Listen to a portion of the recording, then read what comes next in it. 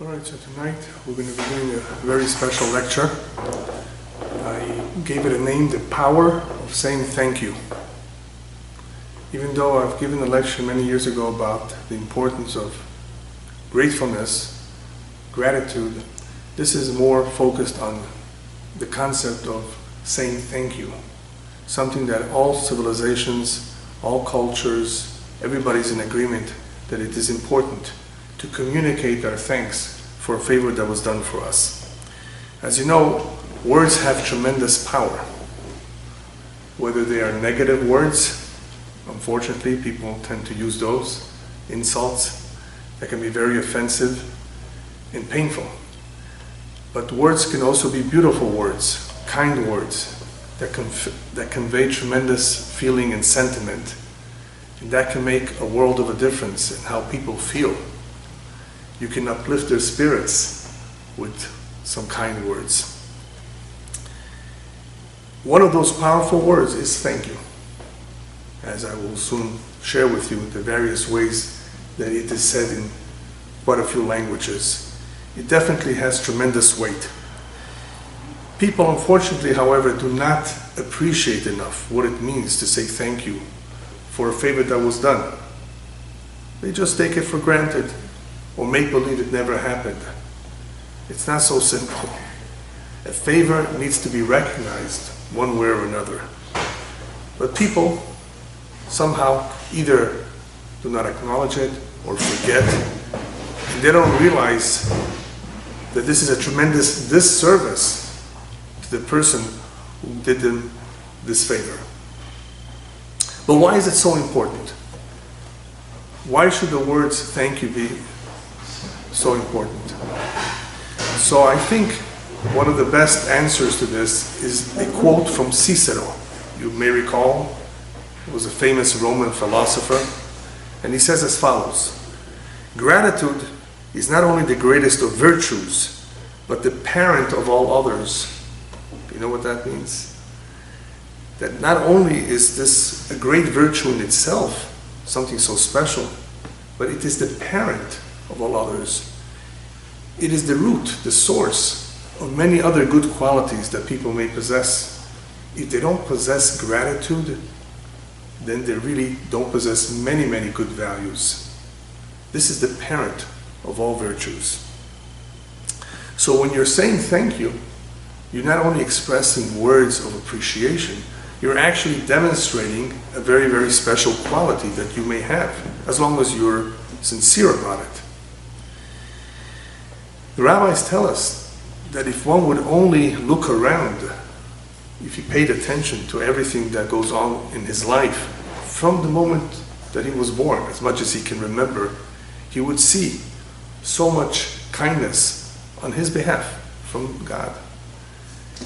He would see so much kindness if he paid attention that it would be very, very difficult for him to ever consider a sin going against God's wishes. Now obviously I know that there are a lot of people out there who don't believe in God. Yeah. They still need to overcome that.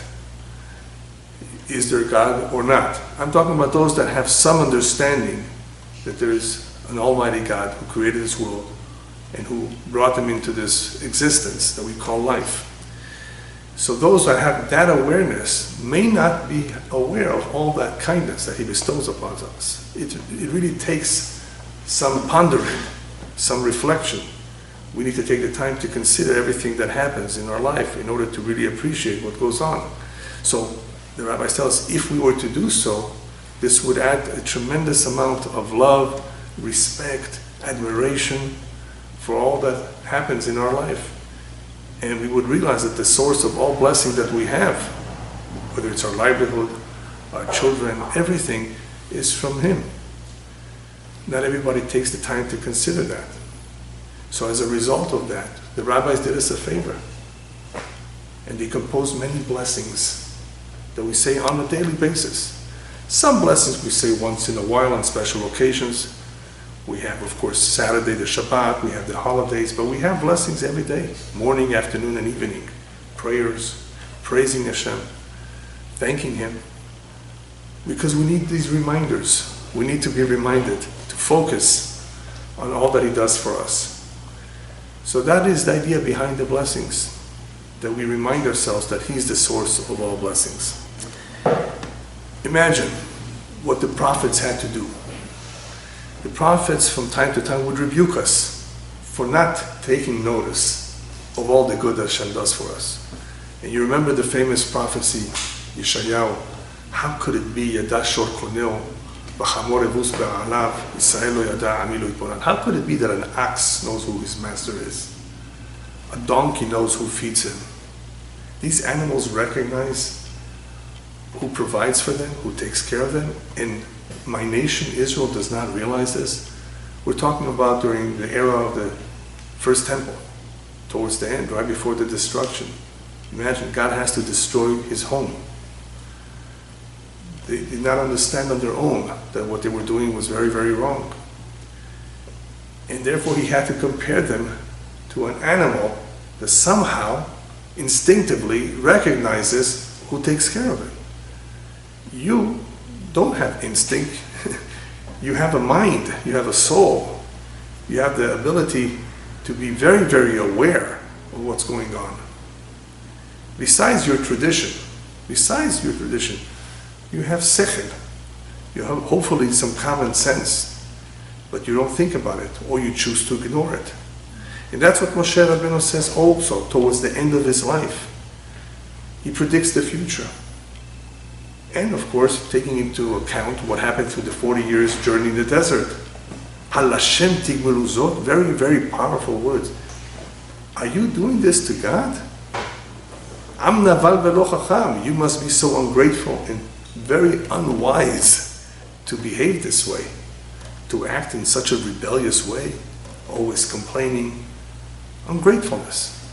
So we see countless times that this ungratefulness surfaces and is a big problem. Because what did we just finish saying? That if somebody were to be grateful, this is a tremendous virtue. This will help him in many areas of life. But especially in his relationship with God. He would not sin so easily. He would be ashamed. How could I do this to him? He has done so much for me. This concept of gratefulness is actually what Abraham Avinu used to convince people to believe in God. If you recall the story of how he began, Abraham, he recognized on his own as a child that there must be a creator, a captain to the ship. And he went on to teach people that these idols are worthless. There's a master of the universe who not only created the world, but he gave us life, and he did not just give us life and bail out. He's still around. He watches over us. He takes care of us. He knows our needs.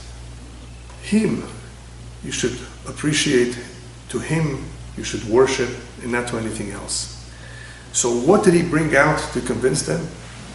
Appreciate everything that you have in life. Look around and see what you have, what He has given you. Where did this all come from? By itself, from just a big bang? All the goodness in life.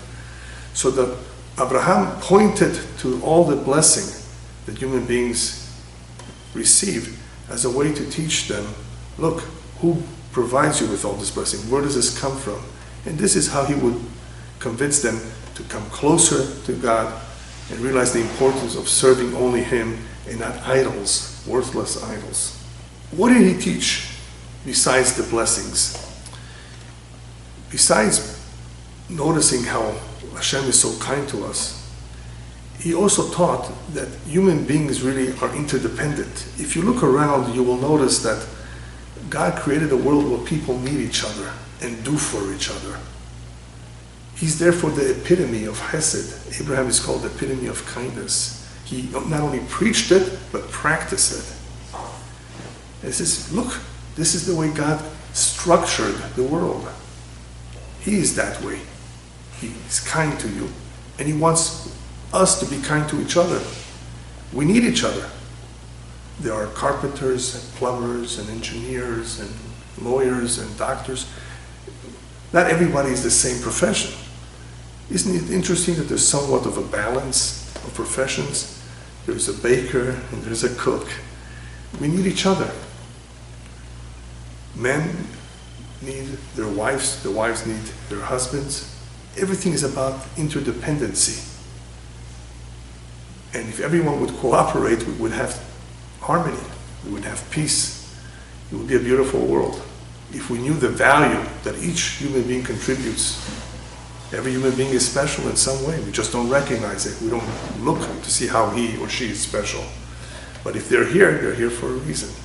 So Avraham Avinu is pointing this out. Look how the world is structured, how there's a need for everyone to participate. If that's the case, then learn to appreciate each other and to thank the other for a favor that was done to you. This is what Avraham Avinu is already teaching back then. Be kind. The opposite of selfishness, which is what idolatry led to be focused on themselves. What is there in there for me, not what is there in there for someone else. So this is a very important concept that he's teaching. A concept that leads, hopefully, in the direction of appreciating what Hashem does for us and being convinced of the importance of thanking Him continuously, otherwise we remain disconnected from Him. Prayer is about connecting. Thanking is part of the prayer. Don't be oblivious. Recognize Him. Recognize what He's done for you. And you will hopefully stay connected. And actually that's the verse, the meaning of the verse, Olam Chesed Yibaneh. The world is founded on kindness. The entire creation is an act of love and kindness from Hashem. He doesn't need us. You think God needs to create a world? What for? What benefit does He have from this? He doesn't need anything. It's all an act of love. That's what the Kabbalah teaches. God is all about goodness and love and kindness. That is the nature of God. And we can see it in the creation. What we see, the evil, that's not from God, that's man-made. Man has the ability of corrupting himself and being evil, going contrary to God's wishes. But Olam Chesed Yibaneh, the whole idea of creation, the way the world was created and the way the world continues to exist, can only be through Chesed. Once you remove kindness and everyone is just selfish, you have war. So we need to understand why people are so indifferent to being grateful. Why do they forget? After all, if a favor was done to you, hopefully you would remember it. Aren't people impressed if somebody does something good for them, helps them? Apparently no. Not everyone is impressed, and it's strange. You would wonder, why not? How can they just ignore it? How can they be so indifferent to it? And there's a great danger of being indifferent to the favors and kindness of human beings. The rabbis tell us a human being, an individual, who ignores or denies a favor that was done to him by another human being will eventually deny the favors that God does to him. Look, this is where it's headed.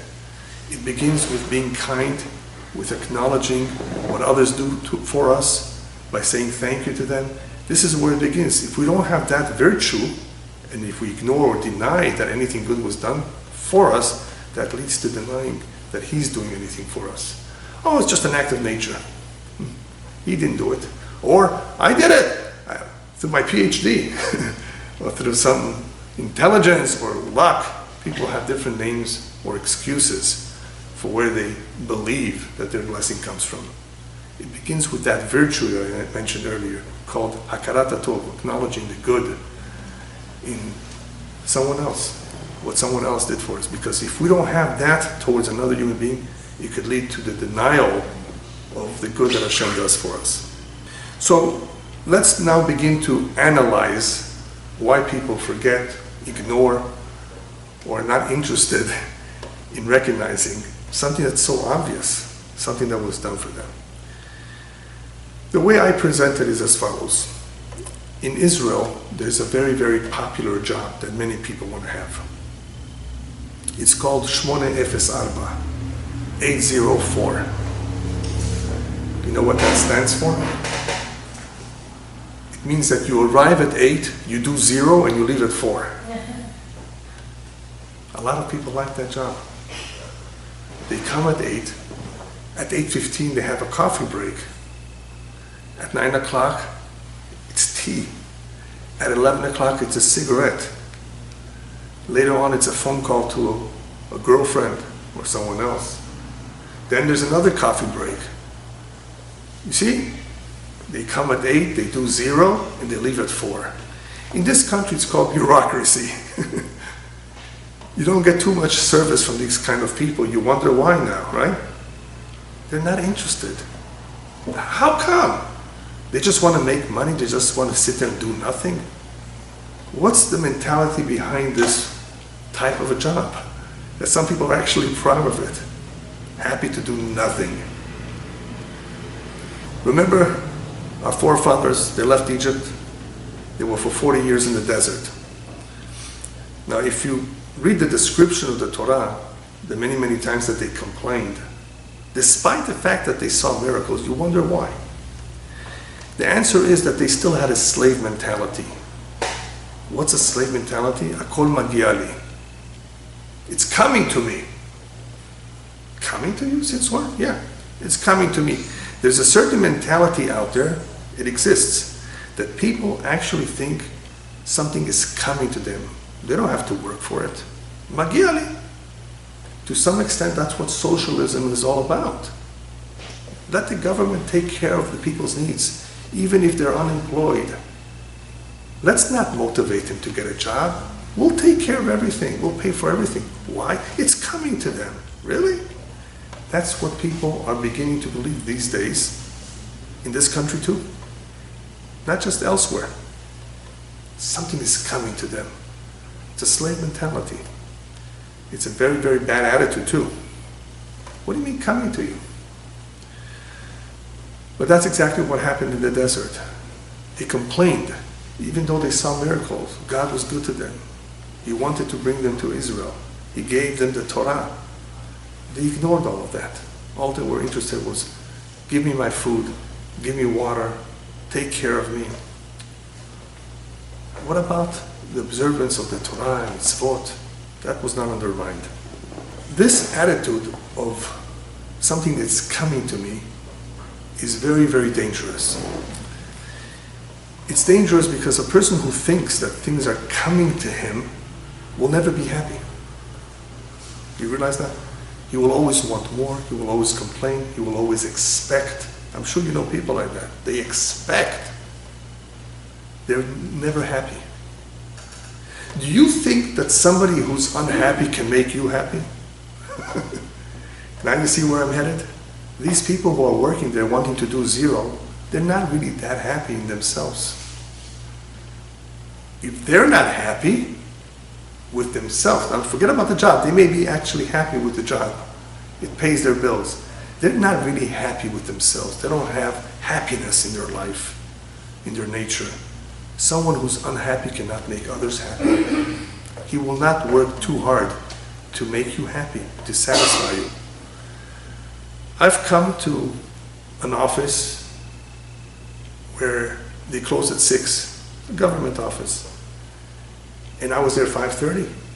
And the lady behind the desk was already doing her nails, getting ready to go home. I needed something. Come back tomorrow.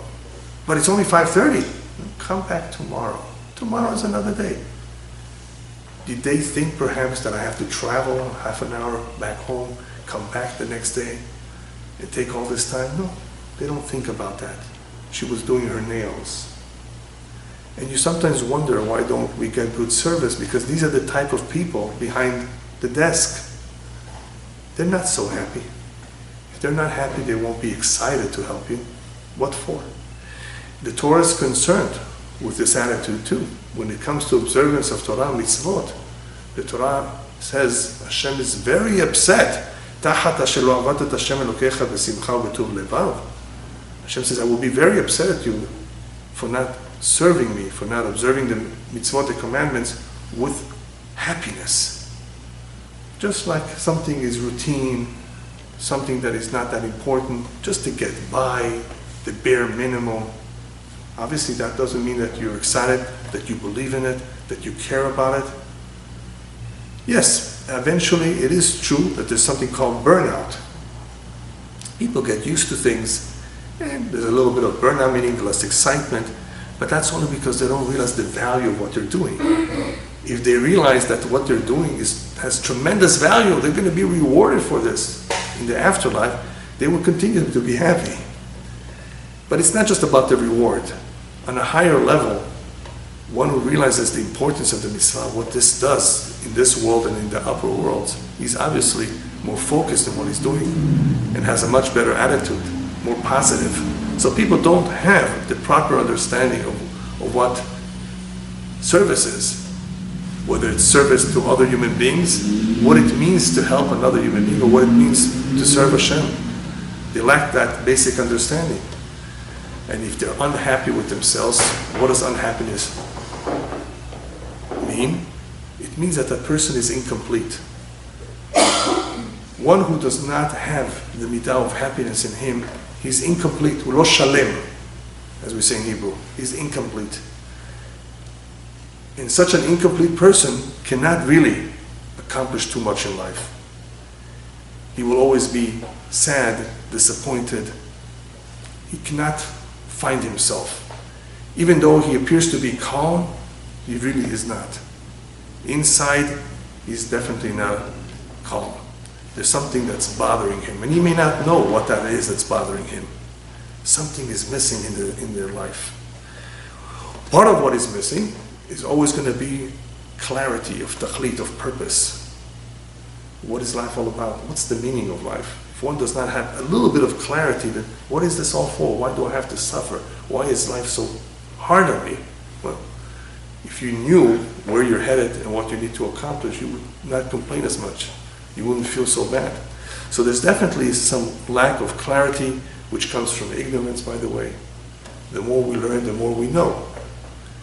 And hopefully, the more we train ourselves to be thankful and grateful for everything, then we won't be so sad either.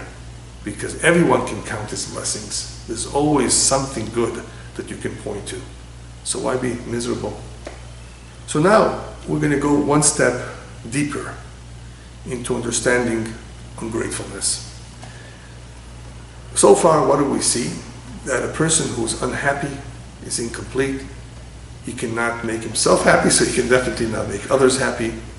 So therefore, if you did him a favor, you think that would make him happy? Not necessarily, either. He would not recognize it as such, because he may have that attitude of it's coming to him. And that is where, if you look at the Hebrew word for kfiyut tovah, ungratefulness, you will see the deeper meaning of why people are ungrateful. What does it mean to be kafui tovah in Hebrew? One way of understanding kafui means to cover up. Lichpot means to cover. And to cover means to minimize or to ignore. Minimize meaning, this was not a real big favor. He has money anyway, it's nothing for him. $1,000? It's like for you to spend $1. People have incredible creative ways of how they minimize a favor that was done to them. Yeah, you think this is a favor? To him it's nothing. You think he really meant it? All kinds of excuses, lichpot, lechasot, to minimize, to cover up, or even worse, to completely ignore. Nothing really happened. It's coming to him. Remember, that's the mentality of it's coming to me. So even though he does recognize, he or she recognizes that something good was done, they will minimize it. That's the root of the problem. Another understanding in the word kfiyut tovah is lichpot also means to obligate, to force. Kfiyah. And that's what coming to me means. You think he did this because he was doing me a favor? It's a magiali. It's coming to me. He needs to do that. He has the money to do so. He has to take care of his relatives. He must do it. He better do it. Right? That's the way people talk. What do you mean he better do it? He doesn't owe you anything. Oh, sure, he owes it to me. For whatever reason. This is the root. In the Hebrew, therefore, you actually are able to see the root of the problem here. And that's the mentality that unfortunately many people have. In all cultures, if you look around and analyze the importance of appreciation, gratefulness, saying thank you, you will notice that it does appear in all cultures, in all languages. And I did a little bit of a study, since I'm interested in languages, I did a little bit of a study of the root of the word thank you in many languages. Where does the word come from? Now, most people would not even know where the English word thank you comes from.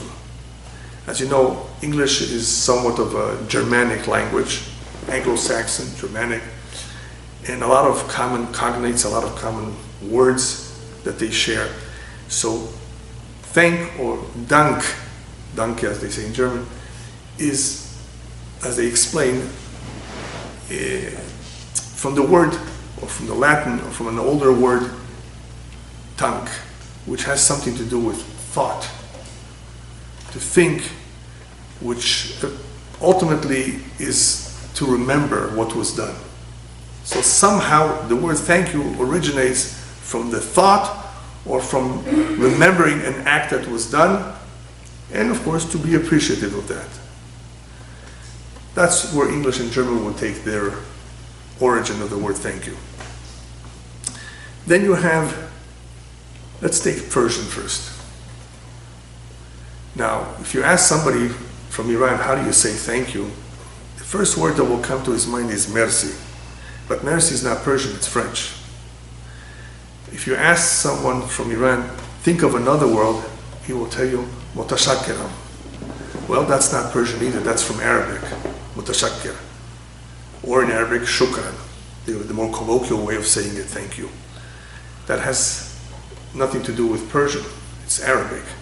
And by the way, it means more praise, like shukr Allah. So what's the real Persian word for saying thank you? Is there? Or they don't believe in saying thank you? The real older Persian word is sepas gozaran. You have to really know good Persian for that. You know what sepas means? Sepas is gratitude. It's also in Urdu, and it actually originates, they say, perhaps from Kurdish, because these languages have common words. And sepas is a real old word, a very old word, that conveys gratitude. And gozan is, when you put them together, I guess means to give it over, maybe. So again, we see the concept of gratitude appearing in the Persian language. How about Spanish and Italian? Spanish we say gracias. In Italian, grazie. Similar also from the Latin. These are all Latin languages, and basically the idea behind it is to recognize a favor that was done, like the English word grace, and as you can see it in the Spanish gracias, the word is very similar. But I prefer Portuguese. I think the Portuguese way of saying thank you says a lot more than just gracias or appreciation. In Portuguese we say obrigado for a man, obrigada to a woman. And what does that mean? It means I'm indebted to you, from the word obligation in Latin. Indebted, ani chayav lecha. It's a much deeper meaning of what just happened, what just transpired, that some favor was done. I feel indebted to you. I want to repay it. That's what indebted means. I want to repay it one day. It's not that I just appreciate the nice act. I'm indebted to you. Now I'll owe you one. How about French? French, they use the word merci, which, if you go back in time, has something to do also with the Latin word of either a gift or grace, something similar to what we said in the other languages, but just another root from Latin. To better understand, however, the importance of saying thank you, we need to turn to Hebrew. Lashon HaKodesh, the Holy Tongue. And here you will find something very interesting. The same word that's used for saying thank you in Hebrew today, todah, is also, the root of it is the one that's used to acknowledge, to admit. Ani modeh bechach. I admit to this, I acknowledge this, I recognize this. So what you have here is a combination of two ideas, not only showing appreciation, hodaya, thankfulness, but also recognizing, acknowledging, yes, this was a real favor, an act of kindness on your part. Well, that's very, very significant.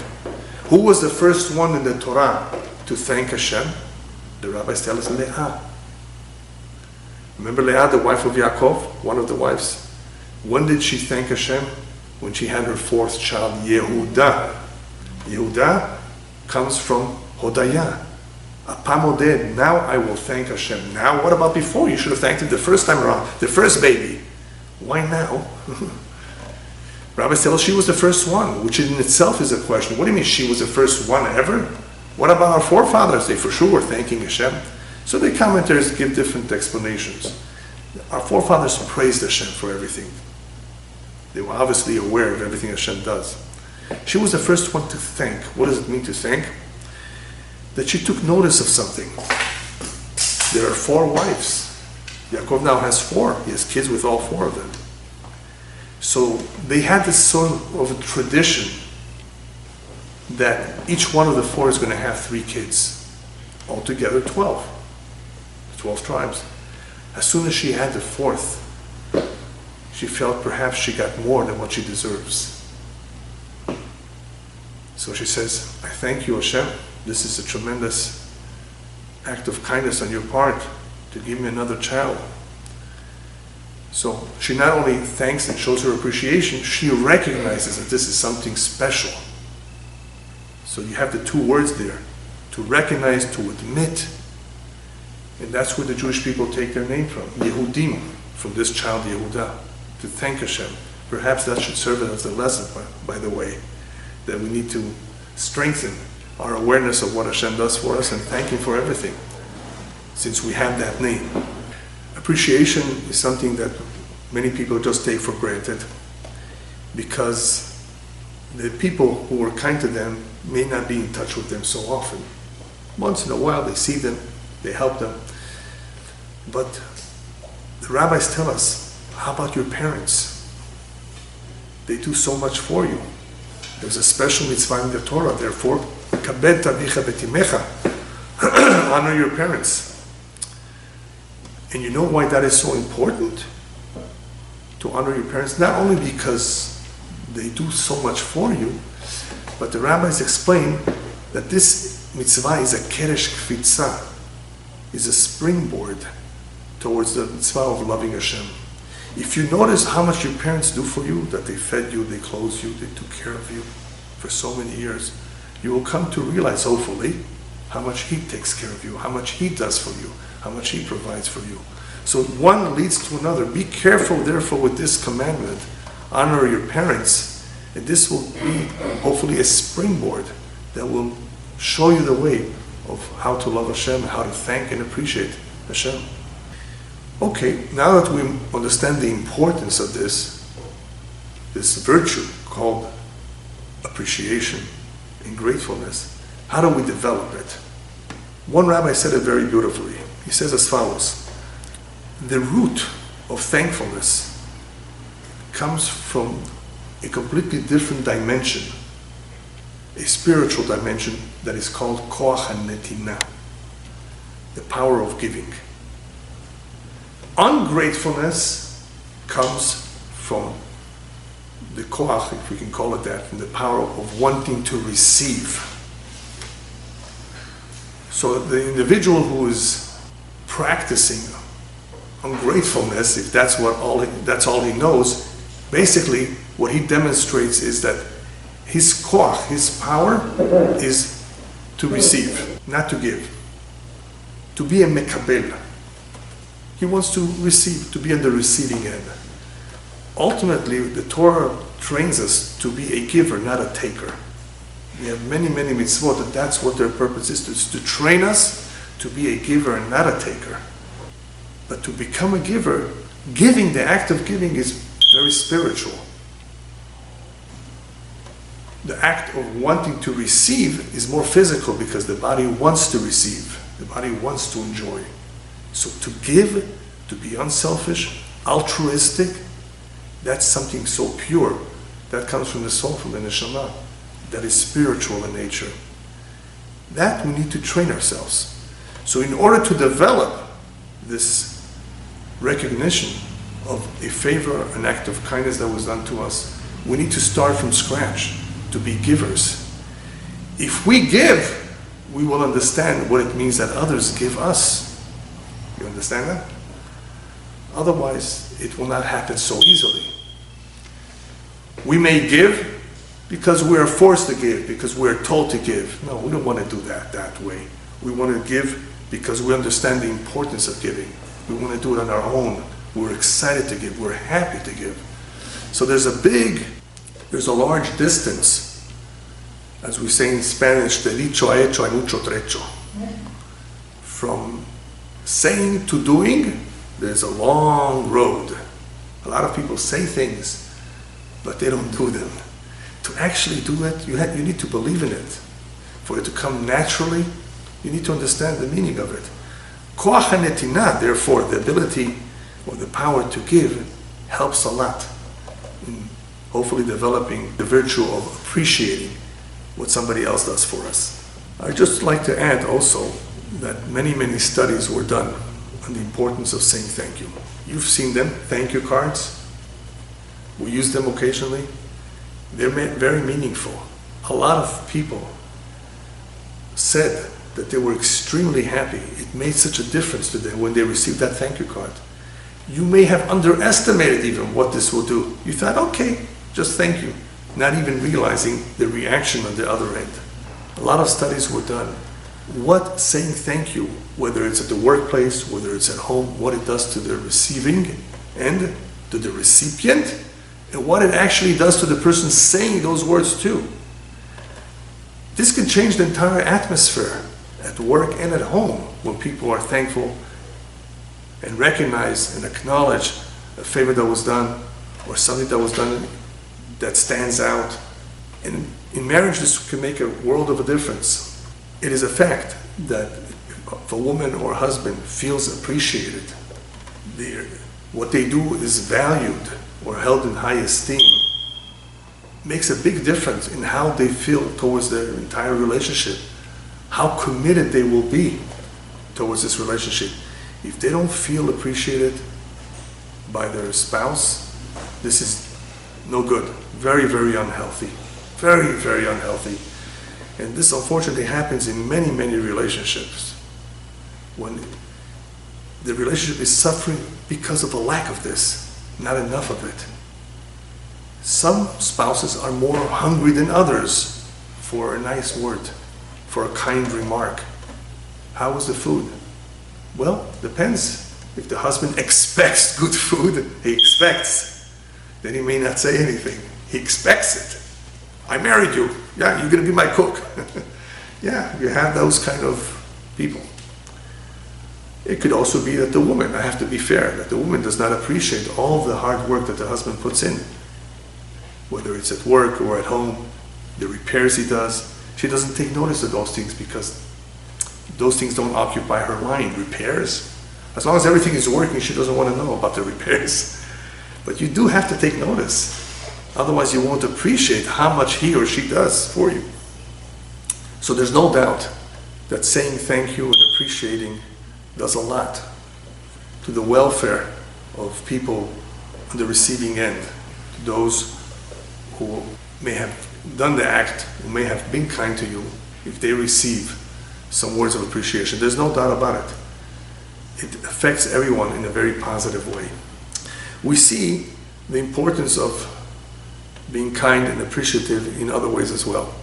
The rabbis tell us that if you give a poor man charity, tzedakah, you will be blessed with 6 blessings. But if you say a kind word to him, you motivate him, you uplift his spirits, you will receive an additional 11 blessings, altogether 17. You're getting more for the kind words, for the conciliatory words, for words of appeasement, more than the money that you gave him. Apparently, look what these words are doing. Otherwise, you would think, I gave him money, a lot of money. you should know that sometimes those words will have a greater impact than the money that you've given him. You made him feel good. You made him feel like an equal. Not that he's a beggar. You didn't look down on him, God forbid. You motivated him. You gave him perhaps some names where he can get more money. Perhaps you gave him something to drink and eat. There's a lot of ways that one can receive more blessings for what he's doing than just giving money. And that is by motivating, by uplifting someone's spirit who may be down and heartbroken. Another way that we see this, the importance of appreciation, is that if somebody taught you even one halakha, one mitzvah, anything in Judaism, you have to call him teacher. You have to show your appreciation. All he taught you was one idea. He didn't teach you too much, just one. You still have to appreciate it. You have to recognize that. Call him your teacher. When you quote someone, you're doing that person a favor too. You're quoting him and not taking the credit for yourself by saying something that really was said by someone else. Something that has great value, that you want to quote. Give credit where credit is due. Why? Appreciate. Be grateful. So we see many examples of things that we can do that basically convey this idea of how important it is to appreciate that which was done for us. Okay, now we've come to a very important point in this topic. And that is a subject that very few people are aware of. How thank you can be very powerful in a way that no one ever dreamt, in a mystical way. Saying thank you to Hashem is a powerful segula. Segula, I guess the best translation in English would be a metaphysical power or remedy of sorts. It can bring us tremendous blessing from above. There's certain things that if we do them, certain mitzvot that have a segula, certain powers to them. So being appreciative and saying thank you to Hashem on a regular basis, this in itself is very meritorious. It has tremendous power. And I'm going to share with you one story. There are many, many stories of how this is so true. This happened not too long ago in Israel. There was a very wealthy individual, a businessman who was doing very, very well. In business, that is. In human relationships, he was very mean. Not such a good person. And he was interested in buying the entire 17th floor of a skyscraper in Tel Aviv called Azrieli. And he went to see it. But in the way to see that particular investment, there was a con artist who convinced him instead to use his money to buy some land in Romania, where this land would be a very good investment. Eventually you can sell it and make a lot of money because it was going to be developed. So it made some sense to invest over there. It was very promising. The return would be a lot more than with this floor on this skyscraper. It turns out, however, that he was conned because that land that he bought was zoned for agriculture. So he lost a lot of money. Now what? He had no choice. He was getting into a lot of trouble with income tax and with other debtors. He had to get a loan from the black market. Where do you think they offered those kinds of loans? In the same building where he was going to buy, in the same floor. He went back to that same floor that originally he was going to buy, to an office that would give him a loan for very high interest. But he had no choice. And he took this money and he decided, well, I'm already here, let me go see the other floors, let me see the building. And he went up till the roof. Once he was on the roof, he got locked out. Or I should say locked in. He couldn't get out. He knocked on the door, nobody heard him. He's stuck all the way on the roof of this tall building, calling out, yelling, nobody hears him. And he's desperate, he doesn't know what to do. He calls out to people who are down below in the street, nobody can hear him, he's very, very high. No matter what he did not succeed in calling anybody's attention. Now what do we do? So he decides, you know what? I have an idea of what's going to get people's attention. I'm going to throw some of this money. He just got some money, right? A whole bunch of cash. I'm going to throw it down. People are going to see money coming down. They're definitely going to look up. And they're going to get me the help I need.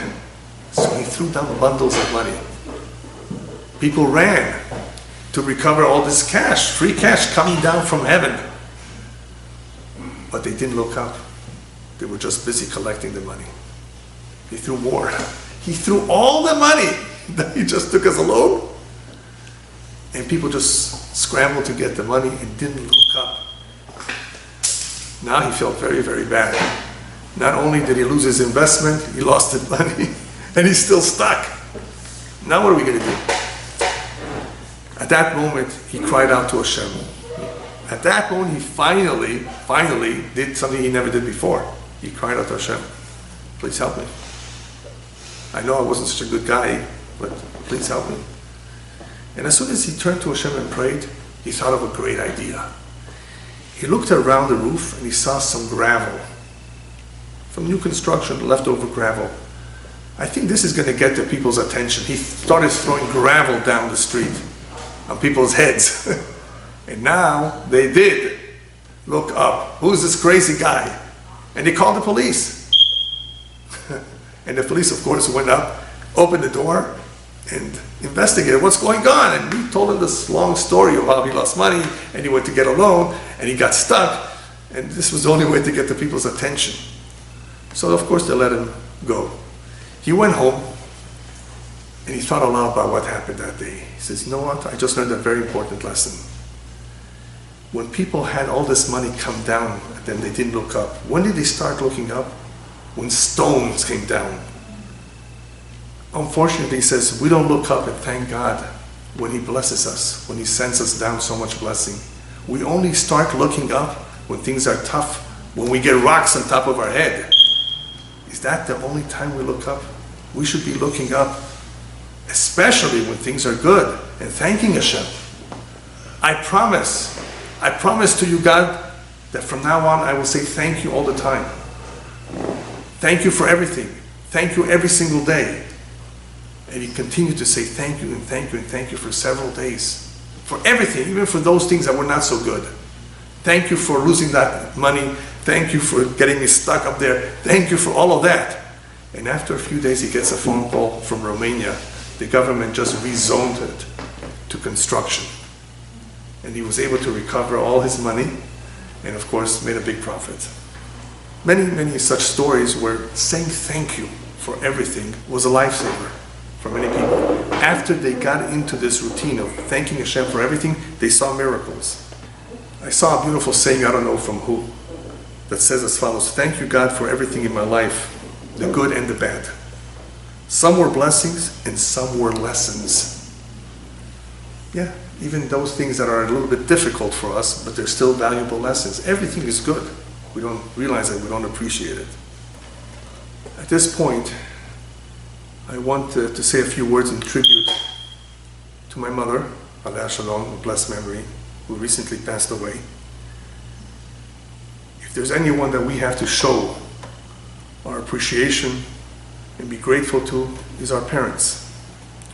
And sometimes we fail to do that enough during our life, during their life.